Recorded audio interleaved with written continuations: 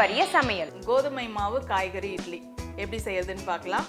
கோதுமை மாவு காய்கறி இட்லி செய்வதற்கு தேவையான பொருட்கள்: கோதுமை மாவு, கேரட், பீன்ஸ், சீரகம், கடுகு, உளுத்தம்பருப்பு, கடலைப்பருப்பு, பெருங்காயம், தயிர், இஞ்சி, பச்சை மிளகாய், கருவேப்பிலை, இந்துப்பு, எண்ணெய். இப்போ கோதுமை மாவு காய்கறி இட்லி எப்படி செய்யுதுன்னு பார்க்கலாம். ஃபஸ்ட்டு வந்து அடுப்பு பற்ற வச்சுட்டு நம்ம கோதுமை மாவை நல்லா வறுத்துக்கலாம். யாருமே நம்ம கோதுமையில் வந்து சாதாரணமாக தோசை, சப்பாத்தி, பூரி இதை தான் செஞ்சு சாப்பிட்ருக்கோம். இட்லி வந்து யாருமே செஞ்சதில்லை. நான் வந்து இட்லி செஞ்சு காட்டுறேன். ரொம்பவே சூப்பராக இருக்கும். அது சத்தானதும் கூட. நம்ம இட்லி மாவு அரைக்கலன்னா டக்குன்னு இந்த மாதிரி பண்ணி இட்லி ஊற்றி சாப்பிட்லாம். இட்லி பிடிக்கிறவங்களுக்கு இது ரொம்பவே நல்லாயிருக்கும். அதுவும் நம்ம காய்கறிலாம் போட்டு ஒரு சத்தான இட்லி தான் செய்ய போகிறோம். ஸ்டவ் பற்ற வச்சுட்டு ஃபஸ்ட்டு வந்து மாவை நல்லா வறுத்துக்கலாம். வறுத்துட்டு அதுக்கப்புறம் காய்கறியும் வதக்கிட்டு அதுக்கப்புறம் நம்ம வந்து இட்லி ஊற்ற வேண்டியது தான். இப்போ ஃபஸ்ட்டு வறுத்துடலாம். 1 கப்பு கோதுமை மாவு எடுத்திருக்கேன்.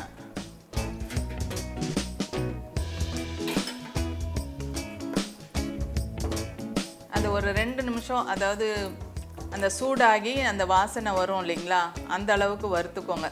அப்போ தான் அந்த இட்லி வந்து நல்லா சாஃப்டாக கிடைக்கும்.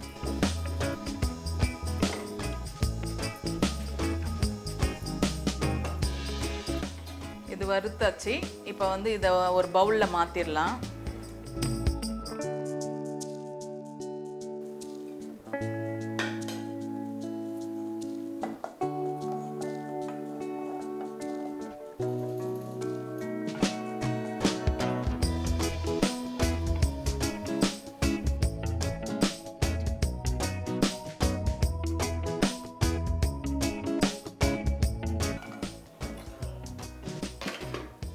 அதே பாத்திரத்தில் கொஞ்சம் எண்ணெய் ஊற்றிட்டு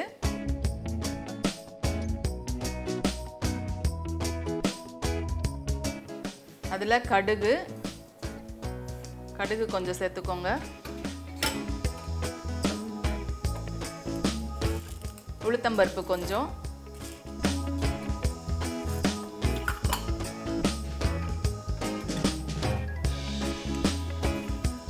கடலைப்பருப்பு எல்லாம் ஒரு 1/2 ஸ்பூன். உங்களுக்கு பிடிக்கும், அந்த வாயில் கடிப்படும் போது நல்லாயிருக்கும். அதனால் உங்களுக்கு பிடிக்கும்னா கொஞ்சம் அதிகமாகவே சேர்த்துக்கோங்க. இஞ்சி பொடியாக கட் பண்ணி வச்சுருக்கேன், அது கொஞ்சம். பச்சை மிளகாய் பொடியாக கட் பண்ணி வச்சுருக்கேன், அதையும் சேர்த்துக்கோங்க. 2 பச்சை மிளகாய் போட்டிருக்கேன், அதையும் சேர்த்துக்கோங்க. சீரகம் கொஞ்சம். இது எல்லாத்தையும் அப்படியே மிக்ஸ் பண்ணி கடுகு பொரிய விடுங்க.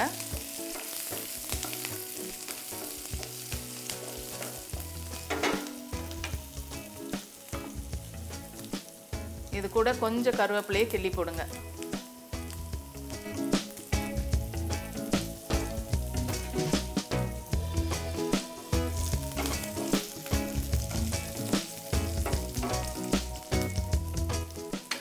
அது கூட பொடியாக கட் பண்ண கேரட், பீன்ஸ் கொஞ்சம். நீங்கள் தோசை மாதிரி ஊற்றுற மாதிரி இருந்தால் வெங்காயம் கூட சேர்த்துக்கலாம். இதையும் சேர்த்துக்கோங்க.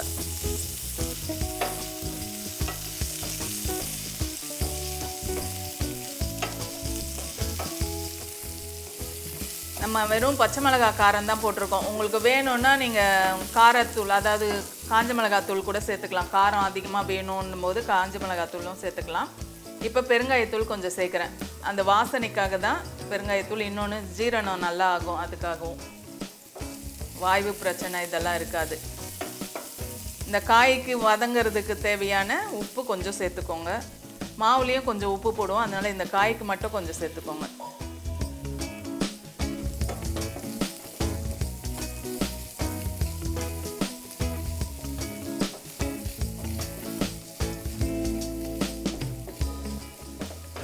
இது அப்படியே கொஞ்ச நேரம் வதங்க விடுங்க. வதங்கினதும் நம்ம இதில் சேர்த்துடலாம்.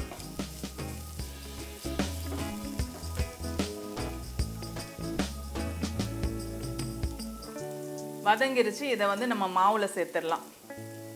இது அப்படியே இருக்கட்டும்.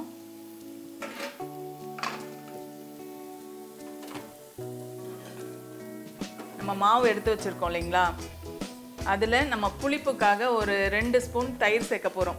அந்த தயிர் சேர்க்கும் போது அதாவது இட்லினாலே நல்லா புளிச்சு வந்தால் தான் நம்மளுக்கு இட்லி சாஃப்டாக கிடைக்கும் இல்லைங்களா? அதனால தான் நம்ம தயிர் சேர்க்குறோம். தயிர் சேர்த்து நம்ம இட்லி சுடும்போது அந்த சாஃப்டாகவும் இருக்கும், அந்த புளிப்பு டேஸ்ட்டும் கொஞ்சம் இருக்கும். 2 ஸ்பூன் தயிர் சேர்த்துக்கோங்க.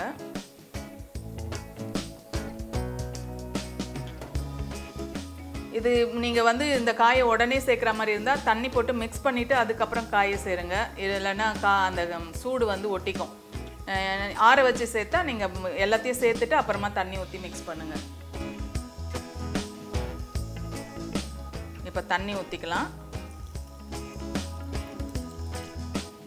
இந்த மாவுக்கு தேவையான உப்பு சேர்த்துக்கோங்க. மாவுக்கு நம்ம உப்பு போடல இல்லைங்களா, காய்க்கு மட்டும்தான் போட்டிருக்கோம். மாவுக்கு தேவையான உப்பு சேர்த்துட்டு இதை கலக்கிக்கோங்க.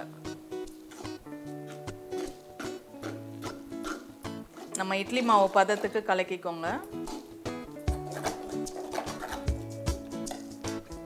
இது கூட இந்த வதக்கி வச்சிருக்கோம் இல்லைங்களா காய், அதையும் சேர்த்துக்கோங்க.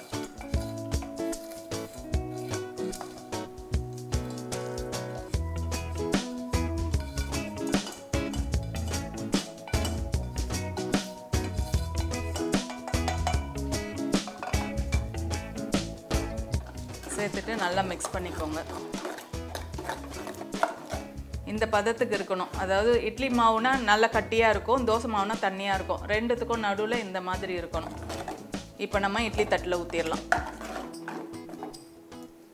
இப்போ நம்ம இட்லி வேக வைக்கிறதுக்கு தண்ணி சூடு பண்ணிட்டோம். இட்லியே ஊற்றி எடுத்துடலாம். கொஞ்சம் நீங்கள் துணி போட்டு பண்ணுற மாதிரி இருந்தாலும் சரி, இல்லை வாழை இலையில் இதில் வச்சுட்டு அதில் ஊற்றி எடுத்தாலும் சரி எடுக்கலாம். நான் எண்ணெய் தடவி போடுறேன்.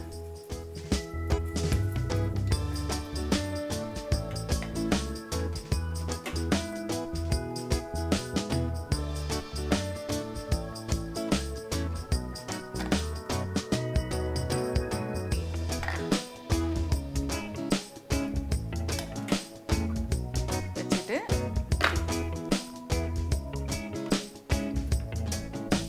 மூடி விட்டுருங்க. மூடிட்டு ஒரு 10 நிமிஷம் அப்படியே வேக விடுங்க.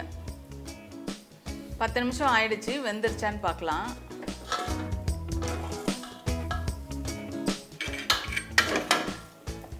ஒரு கரண்டியை ஸ்பூனை வச்சு இப்படி குத்தி பாருங்க. கரண்டியில் ஒட்டாமல் வந்துச்சுன்னா வெந்துருச்சுன்னு அர்த்தம். இப்போ எடுத்துடலாம். வெந்துருச்சு.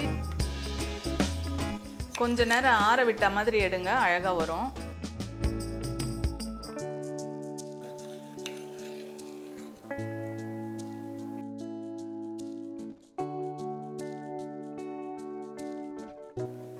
சத்தான கோதுமை காய்கறி இட்லி ரெடி ஆயிடுச்சு. இது வந்து டிஃப்ரெண்ட்டாக இருக்குது. நம்ம கோதுமை மாவில் தோசை தான் சாப்பிட்ருப்போம், இல்லை சப்பாத்தி சாப்பிட்ருப்போம். ஆனால் காய்கறிலாம் போட்டு ஒரு சத்தான ஒரு இட்லி செஞ்சுருக்கோம். கண்டிப்பாக நீங்கள் வீட்டில் செஞ்சு பாருங்கள். செஞ்சு பார்த்துட்டு உங்கள் கருத்துக்களை தெரியப்படுத்துங்க.